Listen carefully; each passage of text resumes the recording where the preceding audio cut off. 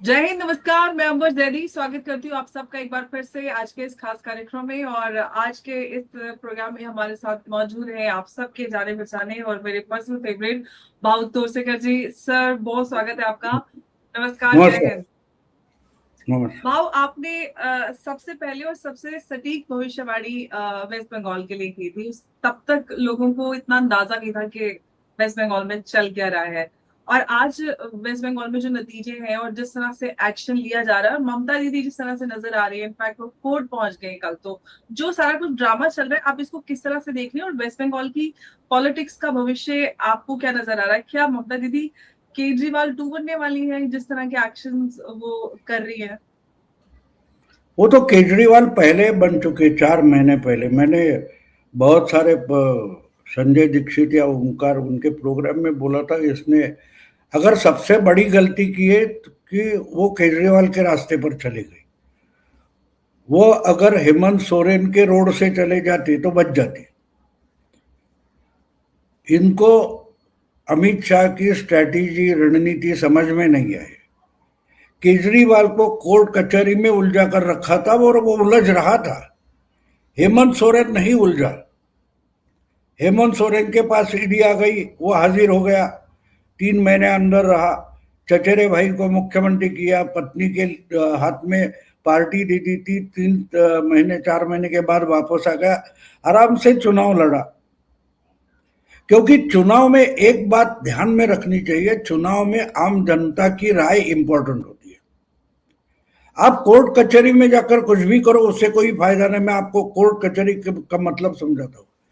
जब नरसिंह राव के समय में कर्नाटक की गवर्नमेंट बर्खास्त की गई थी, एसआर बोम्मई, जिसका रेफरेंस बार बार दिया जाता है, Bommai case, Bommai case, Bommai case, राज्यपाल वगैरह वगैरह, तो बोम्मई ने विधानसभा बर्खास्त की गई, सरकार बर्खास्त की गई, एसआर बोम्मई सुप्रीम कोर्ट गए, सुप्रीम कोर्ट ने वो मामला लिया, लेकिन उसका नतीजा आने में कुछ 9 साल निकल गए। उसके बीच 2 बार विधानसभा का चुनाव हो गया और सुप्रीम कोर्ट ने बोला हाँ हाँ, जो हुआ वो बिल्कुल गलत हुआ है, ऐसा नहीं होना चाहिए। लेकिन वो विधानसभा तो वापस नहीं आती ना, वो विधानसभा तो चली गई, डेड।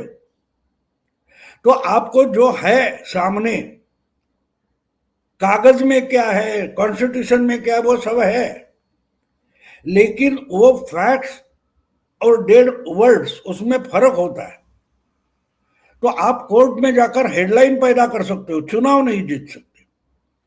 तो इसलिए मैंने हेमंत सोरेन और केजरीवाल, इसका कंपैरिजन मैं इसलिए करता हूं कि हेमंत सोरेन उसी बीजेपी को हराकर चीफ मिनिस्टर बना दोबारा। इतने आरोप थे, सब ईडी वगैरह थी, फिर भी जीत गया। तो ईडी से, सीबीआई से या ऐसे किसी से कोई जीत नहीं सकता, ना किसी को हरा सकता है। क्योंकि आम जनता की राय का मतलब चुनाव होता है। तो आपको अगर चुनाव जीतना है तो मीडिया, अपोजिशन पार्टी, कोर्ट कचहरी, कानून, ये सब अलग रखो और चुनाव लड़ो, लोगों में जाओ। ममता दीदी पिछले 6 महीने से सब मीडिया वालों का भूखे ना मरे इसके लिए हेडलाइन बना रही। चुनाव के लिए, अपनी पार्टी के लिए ममता ने क्या किया? कुछ नहीं किया। वहां ममता हार गई है, वहां ममता हार गई है।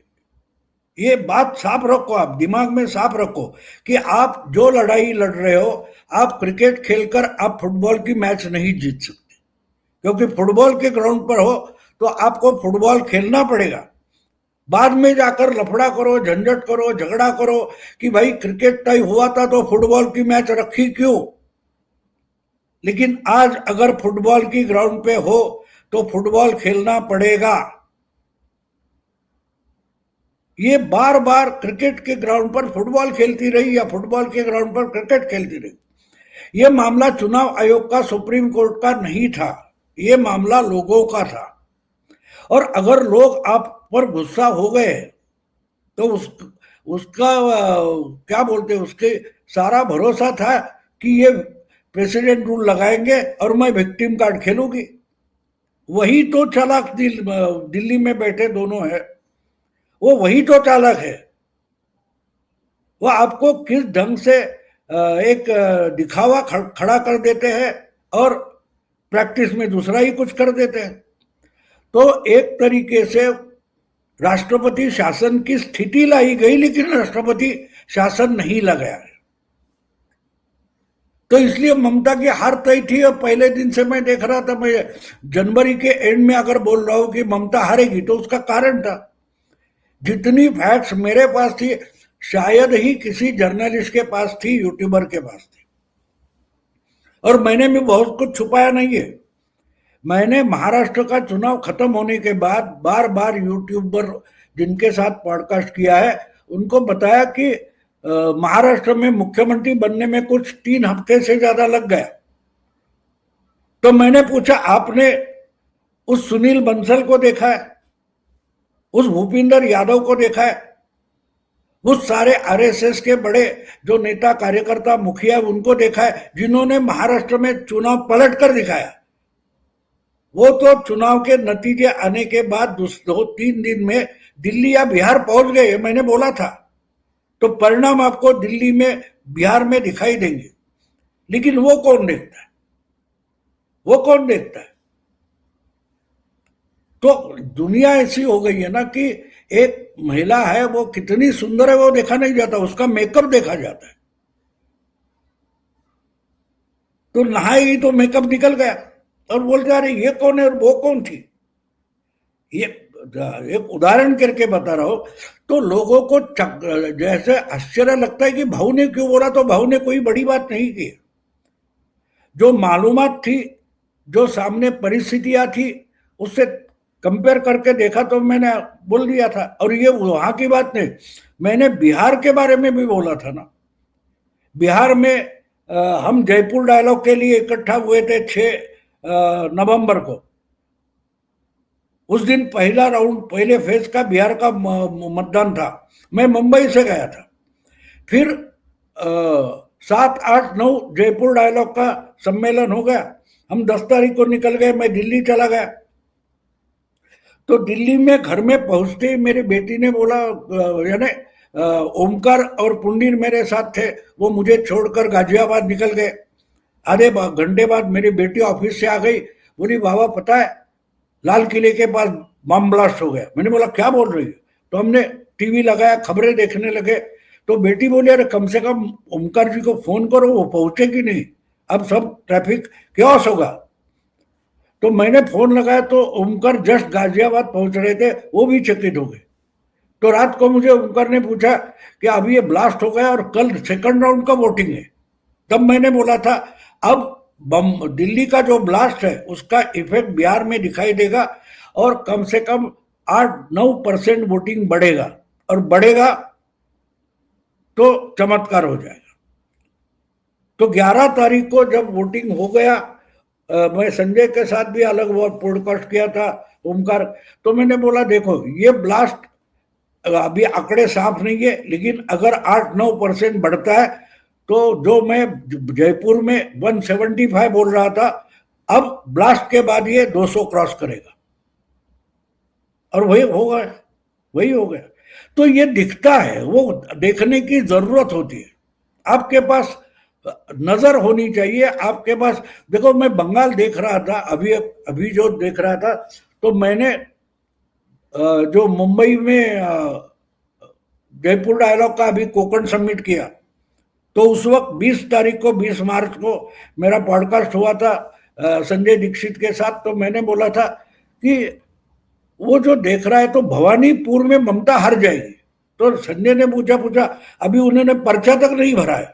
मैंने बोला भरने तो ना भरने, मैं सिचुएशन जो देख रहा हूं उस पर बोल रहा हूं, क्योंकि वो तो डिक्लेयर था कि शुभेंदु भी भवानीपुर से लड़ेगा। तो मैं कोई भविष्यवेत्ता नहीं हूं, लेकिन ह्यूमन माइंड मैं समझता हूं। भाषा अंग्रेजी हो, हिंदी हो, मराठी हो या स्पेनिश हो, कोई भी भाषा हो, वो कम्युनिकेट करने के लिए होती।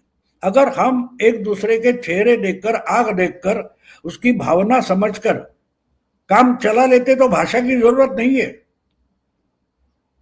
मैं वो भाषा पढ़ सकता हूं। मैं वो रत्ना देवनाथ की नजर देख रहा था, उसकी आंखें सूख गई थी, उसको गले पड़कर उसके महिलाएं रोती थी, वो नहीं रोती थी। तो उससे लोगों का मूड पता चलता है ना। ये क्या आप माइक लेकर कैमरा लेकर जाके माहौल क्या है पूछोगे? जो चीजें महसूस करनी होती है ना, वो शब्दों में क्लियर नहीं होती, नहीं क्लियर होती। एक माँ की ममता जो है ना, वो भाषा का पता नहीं, वो बच्चे को समझ में आती है, हमें समझ में नहीं आती। अब बच्चा जो 2 दिन का 3 दिन की उसकी उम्र है, उसको पता नहीं है। इसको माँ बोलते हैं जो सामने खड़ी है, उठाती है, लेकिन उसको माँ की ममता समझती है। और उस छोटे बच्चे की जो जरूरत है वो माँ को पता चलती है। भाषा कौन सी है ये समझने के लिए पढ़ने लिखने की जरूरत नहीं, आपको इंसान होना जरूरी है, ह्यूमन होना जरूरी है। मैं ह्यूमन हूं। तो जब आप आहिस्ते आहिस्ते ज्ञानी हो जाते हो, एक्वायर्ड नॉलेज आ जाता है ना, तो अपनी नेचुरल इंस्टिंक्ट दबा के रखता है, जिसको हम पॉलिटिकल करेक्टनेस बोलते हैं। What is political correctness? सच्चाई छुपाओ, जो है वो छुपाओ। तो इसलिए जो बंगाल के बारे में मैंने बोला, मैंने महाराष्ट्र के बारे में बोला था, मैंने दिल्ली के बारे में बोला था, वो क्या मैं ओपिनियन पोल नहीं लेता? जो अलग अलग लोग करते हैं, उनके वीडियोज आते हैं, उनकी भाषा जो कुछ बोलते हैं मैं सुन लेता हूँ, लेकिन मैं उसका कंटेंट ढूंढना शुरू कर देता हूँ, उसका आशय ढूंढता हूँ, ना कि शब्द। हम मैं हमारे कोकण से वो मालवणी एरिया एरिया बोलते हैं हमारे यहाँ। तो उसमें माँ भी अपने बच्चे को गाली देती, लेकिन वो गाली नहीं होती, प्यार से गाली देते। अब आप सुनेंगे अरे ये क्या है, औरत अपनी बच्चे को माँ पर से गाली दे रही है। नहीं, वो शब्द है, आपके लिए वो गाली लगती है क्योंकि डिक्शनरी में वो गाली है, लेकिन हमारी लोकल लैंग्वेज में वो गाली नहीं है। तो इसलिए आपको मालवणी भाषा, वहां का कल्चर समझना जरूरी होता है, और वो समझोगे तो वहां के इंसान समझोगे। अगर नहीं समझोगे तो कुत्ता हो या हमारा मालवणी इंसान हो, आपके लिए समान है। बस इससे ज्यादा कुछ नहीं था बंगाल के बारे में। लेकिन नाउ एक बात तो है, मतलब जो लोग ग्राउंड पे जाकर नहीं समझ पाते, वो आप एकदम मुंबई में बैठ के समझ जाते हैं। लेकिन अब सवाल ये कि जो ममता बनर्जी की हार के बाद जो एक नैरेटिव शुरू हुआ कि ममता दीदी जो है वो हारी नहीं है, हराई गई है। सोनी घोष जिन्होंने मंच से चुनावी प्रचार के बोला था, वो मक्का मदीना वाला गाना गाया था, वो अब फिर से बोल रहे हैं कि दीदी हराई नहीं है, हारी गई है। तो ये जो नैरेटिव चल रहा है, इसके पीछे की क्या कहानी है? कोई विक्टिम कार्ड खेल रहे हैं? क्या ऑब्जेक्टिव है इसके पीछे का? नहीं, विक्टिम कार्ड तो हमेशा चलता रहता है ना, हर हर युग में, हर जमाने में, हर समाज में वो होता है। और एक बात और है, मैं मानता हूं कि पहले इंसान मन से हार जाता है। जब उसको लगता है ना कि मैं जीत नहीं पाऊंगा, वो वहीं से विक्टिम कार्ड शुरू करता है। ममता ने तो 6 महीने पहले हार मान ली थी, वो एसआर के खिलाफ गई थी। तमिलनाडु में हुआ है, गुजरात में हुआ है, केरला में हुआ है, हर जगह हुआ है एसआर। तो वो क्यों नहीं मानते खुद को विक्टिम? बंगाल में अगर 8-9% कुछ एसआर से कट गए नाम, तमिलनाडु में तो 12-14% हो गए, फिर वो विक्टिम नहीं है, तो आप विक्टिम कैसे हो?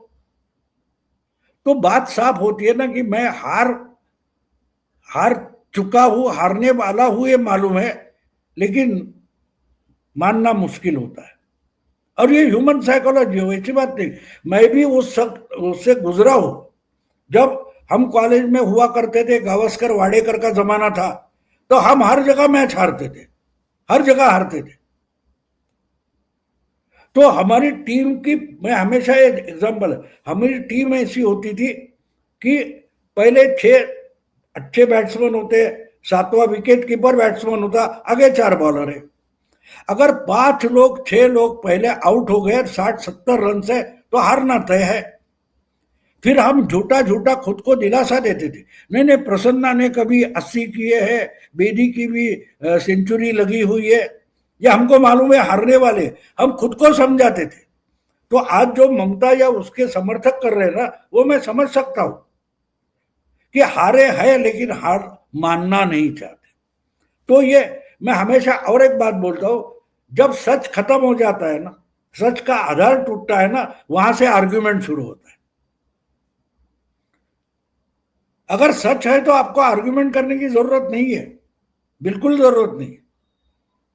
तो ममता ये करेगी क्योंकि वो मानना नहीं चाहती मैं हार चुकी हूं, और ये हार तो उनको जनवरी दिसंबर से पता चली थी। तो ये पहले कोई कारण निर्माण करते कि देखो ऐसा हो रहा है, हमारे काट रहे हैं। अब जहां काटे ज्यादा गए वहां तो वही चुन कर आई है, जहां कम काटे गए वहां से बीजेपी चुन कर आई है।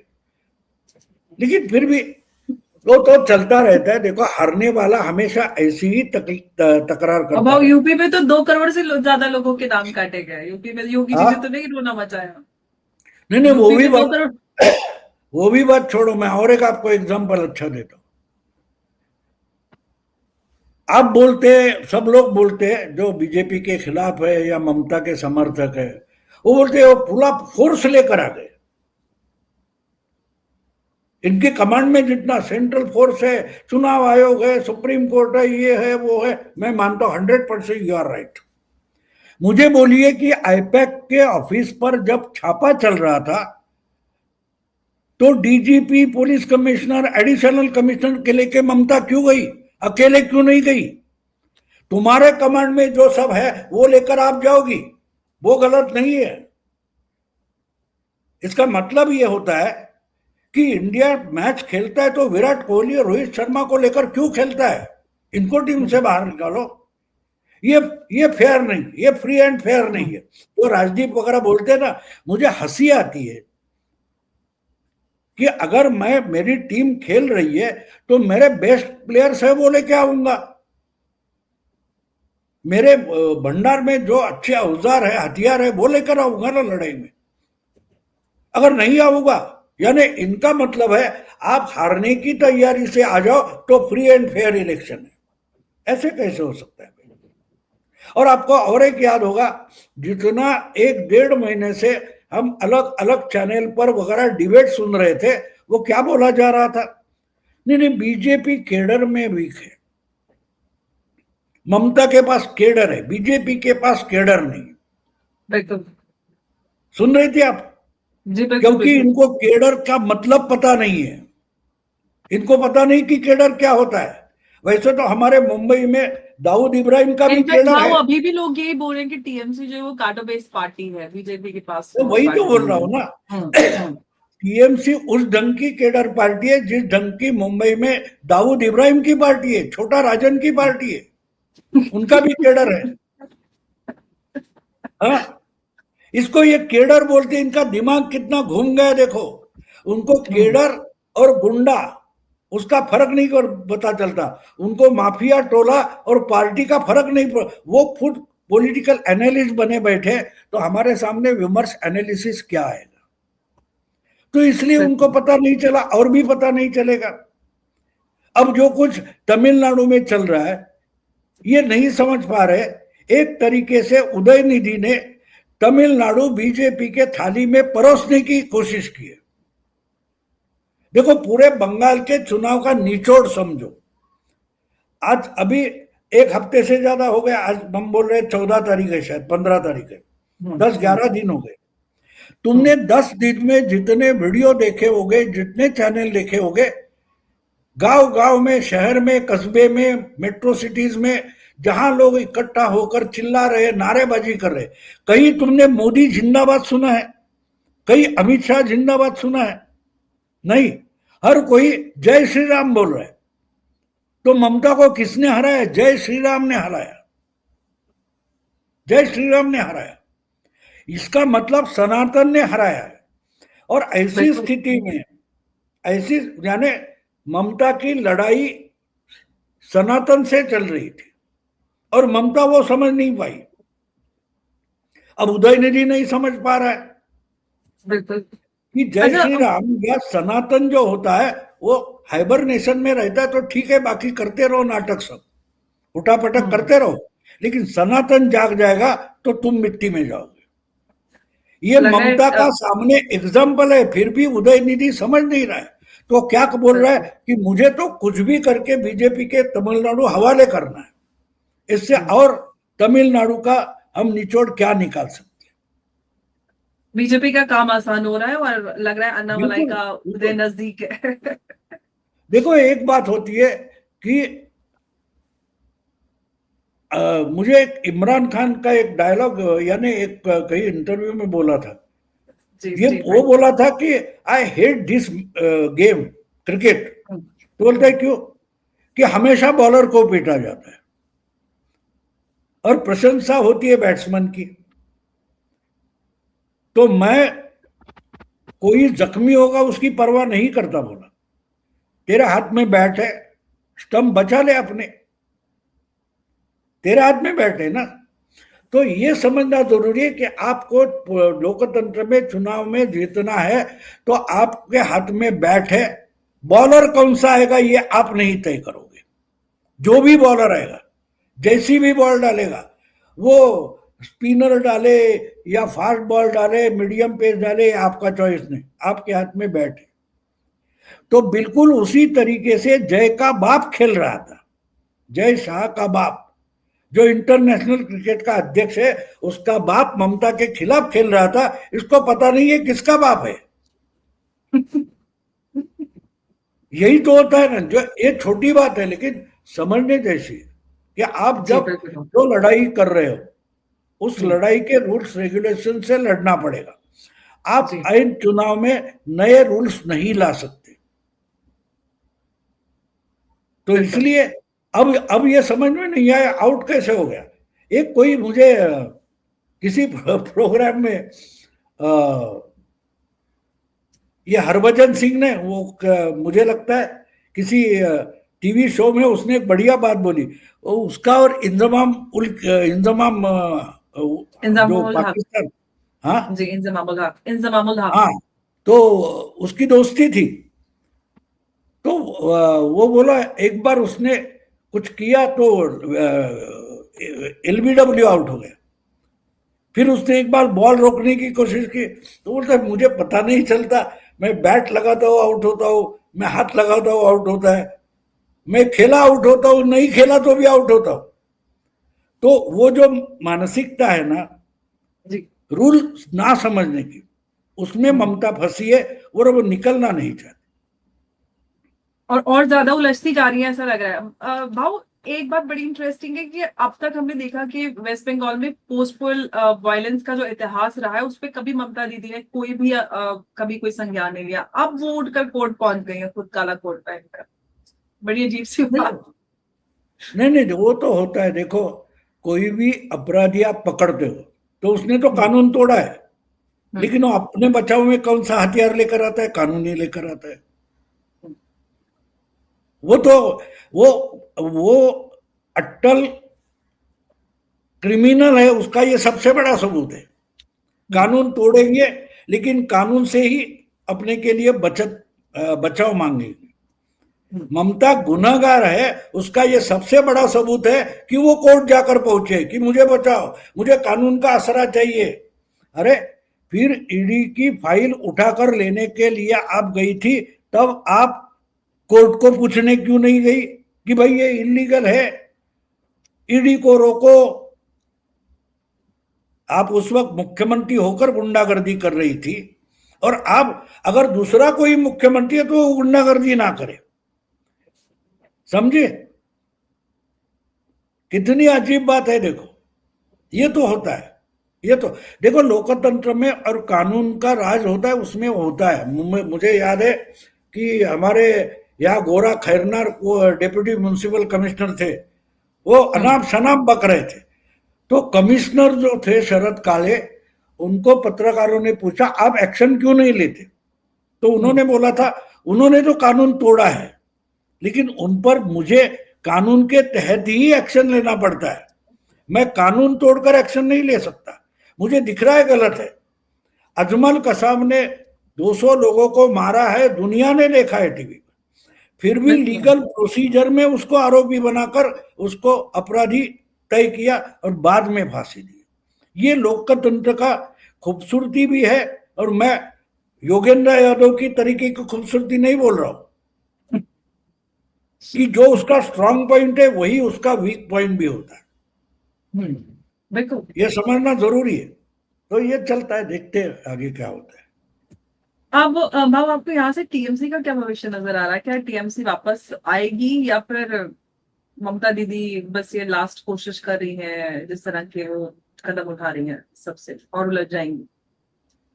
नहीं नहीं, वो मैंने वो उसमें एक शायद हिंदी या मराठी में वीडियो डाला है हम्म। कि देखो, भविष्य उसका होता है जिसका वर्तमान होता है। ममता दीदी भूतकाल में, अतीत में जी रही है। उसको पहले चुनाव मानना पड़ेगा, मैं हार गई हूं, तो वहां से शुरुआत होगी ना। आप अगर बीमार हो ये मान ही नहीं रहे हो तो आपका ट्रीटमेंट कैसे होगा?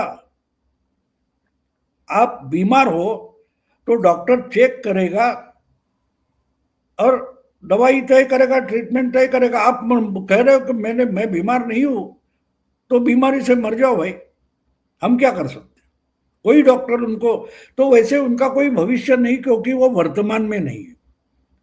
अतीत का जो अतीत जब वर्तमान होता है, उसका भविष्य आज का वर्तमान होता है, और आज का वर्तमान जो है उसका कोई भविष्य हो सकता है। मेरे दादा, मेरे पिता का कोई भविष्य नहीं है, वो चल चुके, निकल चुके, वो अतीत है। मेरा भविष्य है, मेरी बेटी का भविष्य है, समझे? तो ये बात जिनके समझ में नहीं आते उनको क्या कौन समझाएगा? नहीं समझा सकते। बिल्कुल भाव। और अब वेस्ट बंगाल में सुवेंदु अधिकारी ताबड़तोड़ एक्शन ले रहे हैं, और जिस तरह से चीजें हो रही है उससे तो लग रहा है कि वेस्ट बंगाल जो है बैक टू नॉर्मल बहुत जल्दी हो जाएगा, ज्यादा समय नहीं लगेगा। 1-1.5 साल के अंदर काफी जो वेस्ट बंगाल की व्यवस्था, जो व्यवस्था है, जो पूरी व्यवस्था, वो बेहतर हो जाएगी। और हम उम्मीद करते हैं कि जो राष्ट्रीय सुरक्षा और जो बहुत सारे ऐसे मुद्दे हैं जो वेस्ट बंगाल में बहुत बड़ा कंसर्न रहे हैं, वो जाते जाते बेहतर। एक छोटा सा बात बोल दूंगा। तो प्लीज। देखो, आप कहीं जा रहे हो, ट्रेन पकड़नी है आपको, एयरपोर्ट पर जाना है, ट्रैफिक में फंस जाते हो, लेट हो जाते हो, और लेट हो जाते हो, गया, गाड़ी निकल हुई, प्लेन तो निकल गया, ये आपके दिमाग में होता है। जी। लेकिन स्टेशन पर या एयरपोर्ट पर पहुंचने के बाद जब आपको पता चलता है कि ट्रेन लेट है, प्लेन लेट है, आप खुश हो जाते हो।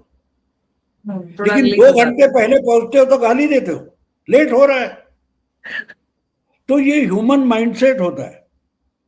तो आज बंगाल की हालत इतनी बुरी है कि सरकार अपनी तरीके से किसी पर एक्शन भी ना ले तो भी लोग खुश रहेंगे।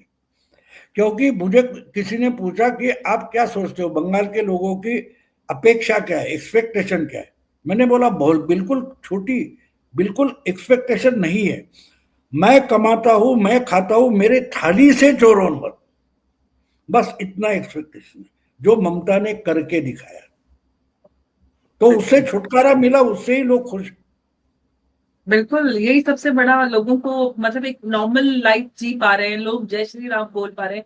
जहां पर जय श्री राम बोलने की इजाजत नहीं थी, अधिकार नहीं था, वहां पर उनके लिए यही बहुत बेहतर है। आपने बहुत सटीक बात कही भाव के, वो ज्यादा एक्सपेक्टेशन, ये बेसिक चीजें उनको मिल रही हैं जो जो शायद हम लोग सोचते भी नहीं है कि अरे ये भी हमसे छीना जा सकता है। तो उनके लिए वही बहुत बड़ी बात है। और ये सारी चीजें जो बड़ी समस्याएं हैं उनका भी समाधान हो जाए, तो ये तो ना सिर्फ वेस्ट बंगाल बल्कि पूरे देश के लिए ही बहुत आवश्यक है। क्योंकि वेस्ट बंगाल हम जानते हैं कि स्ट्रेटेजिकली और जो इसकी पोजिशनिंग है उसकी वजह से। बहुत बहुत धन्यवाद आपका इस चर्चा में हमारे साथ जुड़ने के लिए। नमस्कार, जय हिंद, जय भारत।